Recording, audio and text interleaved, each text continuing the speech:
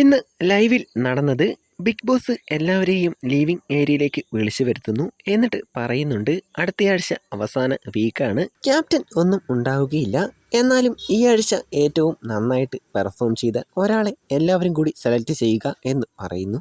ആദ്യം വന്ന അനീഷ് നെവിൻ്റെ പേരാണ് പറയുന്നത്. കഴിഞ്ഞ ആഴ്ച നെവിൻ വളരെ അഗ്രസീവായിരുന്നു, എന്നാൽ ഈ ആഴ്ച അതിനെല്ലാം മാറ്റം വന്നു.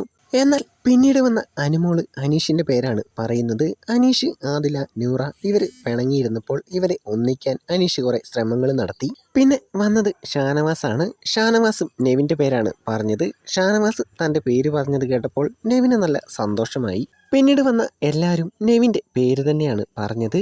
ഒന്നാമത് കഴിഞ്ഞ ആഴ്ചത്തെ ലാലേട്ടൻ ഒരുപാട് റോസ്റ്റ് ചെയ്തു, പിന്നെ ശിക്ഷയും കൊടുത്തു. നെവിൻ അതിൻ്റെ എല്ലാം പേരിൽ ഡൗൺ ആയിരുന്നു. എന്നാലും കിച്ചണിൽ നിന്ന് അനു പിണങ്ങിപ്പോയ സമയത്ത് കിച്ചണിലേക്ക് കയറി വന്ന കുക്കിങ്ങിൻ്റെ ഉത്തരവാദിത്തം ഏറ്റെടുക്കാൻ നെവിൻ മനസ്സ് കാണിച്ചു. അത് പറഞ്ഞാണ് എല്ലാവരും നെവിനെ വോട്ട് ചെയ്തത്. എല്ലാവരും കൂടി നെവിനെയാണ് തിരഞ്ഞെടുത്തത്. അവസാനം ബിഗ് ബോസ് പറഞ്ഞു, നെവിനൊരു ബെനഫിറ്റ് ഉണ്ട്, അത് വഴിയെ അറിയിക്കാം. നെവിൻ ഇതിന് അർഹനാണ്. കാരണം നെവിന് പുറകിൽ നിന്ന് കുത്തുന്ന സ്വഭാവമില്ല, എല്ലാം നേരിട്ട് പറയും. പിന്നെ എന്തെങ്കിലും വൈരാഗ്യമുണ്ടെങ്കിൽ അത് മനസ്സിൽ വെക്കില്ല.